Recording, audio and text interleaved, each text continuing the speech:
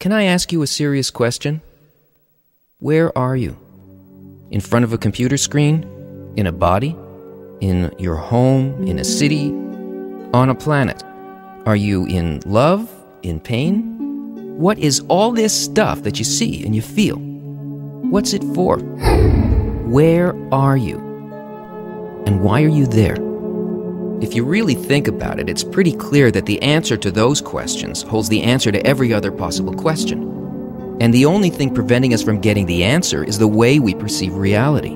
Because if we could see it for what it really is, then we would know for sure where we came from, what we are, where we're going, and why everything happens. So what is it about the way that we perceive that stops us from knowing? What's keeping us in the dark? Okay, let's start out here. This is the whole of reality. What we think of as other dimensions, non-material potential. Everything that's hidden from us, our future. What we want to feel but can't. What we want to know but don't know yet. For some reason, we have no sense of this. So to us, it's as though it doesn't exist at all. And what is all of this? Unlimited pleasure, unbounded existence, complete perception, and connection with the force that builds and guides the material universe, where we are. This is us, a closed box with 5 little openings to what surrounds us. And even though we have these 5 senses to tell us what's real and to guide us, none of them works in a way capable of sensing anything that's out here for what it actually is. The problem is, this is where we all really live. Yet we only experience what you find in there. And what you find in there is limited perception, isolation, fleeting pleasures, and all kinds of problems that cause suffering. Why don't we experience what's out here? Instead of what's in here? When something from the total of reality comes calling, we think we know what it is. But we never get the thing itself. It never actually enters the box, because the senses aren't really openings. What's outside the box hits some kind of resistance, a screen, a barrier, like an eardrum, or a retina, a taste bud, or a nerve that interprets what's outside, and then gives it an identity and a meaning, according to the effect that this unknown thing might have on the box. But the interpretation that the sensor gives us is entirely limited to the way it's programmed. The program doesn't tell us what the outer objective reality actually is. It reduces it, turning it into something else according to its rules. And all of our senses run on the exact same program. So, whether your eye uses an electron microscope or the Hubble Space Telescope, what you'll ultimately see will always be a subjective picture, determined and controlled by the program. So what exactly is the program? It's called egoism, self-concern. How does this affect me? What do I get out of this? In other words, the will to receive. The box is a machine. The input, a formless unknown that gets processed through an inner program. And the output of the machine is our reality. But this isn't real reality. It's just the way it appears to the will to receive. Because out here, everything operates according to a different, all-encompassing program that only creates, sustains, and guides. It has absolutely no self-concern, so it has no limitations. It is unconditional altruism, the general law of the universe, the single benevolent force behind all nature and existence. It's the thing that gives you your life. This is the complete polar opposite of the box.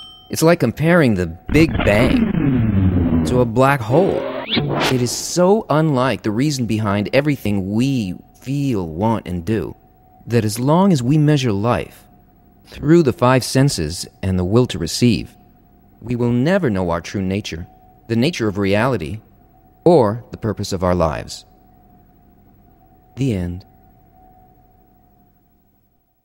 You don't really think that this is the end, do you? Because that would mean that life was designed to be cruel and senseless.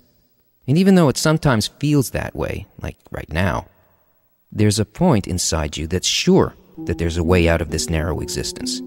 And there is. But it all depends on how you desire. When the need to get out of the box finally becomes strong enough, a different kind of desire appears as a tiny point in your consciousness. And the only thing that it wants is to be directly connected with the program outside of the box.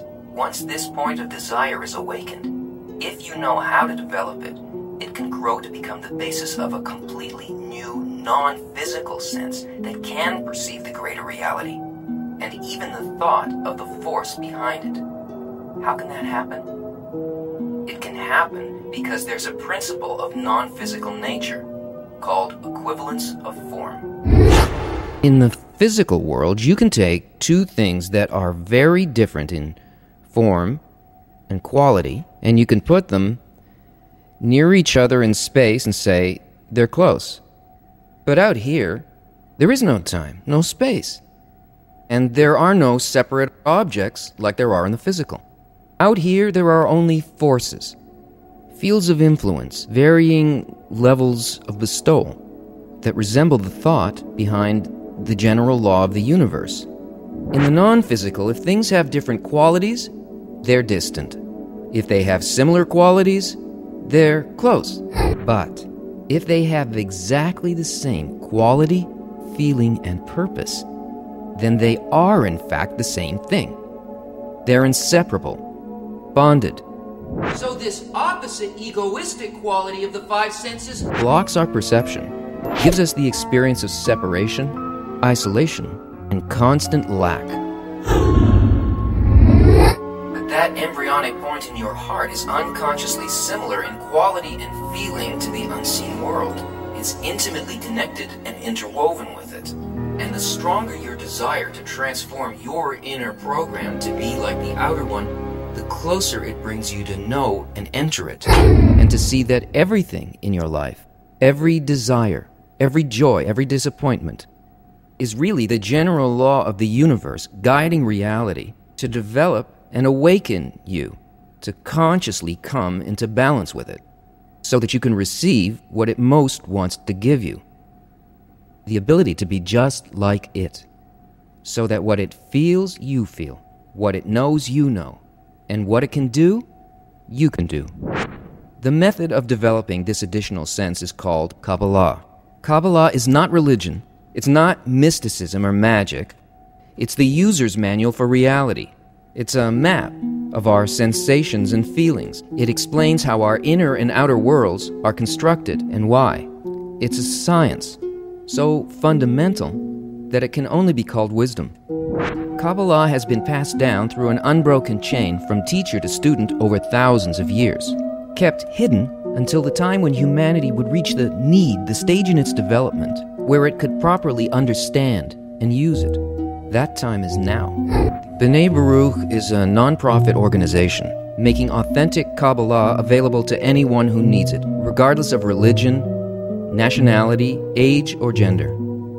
If that point in your heart really wants to know more, here are the links. The end.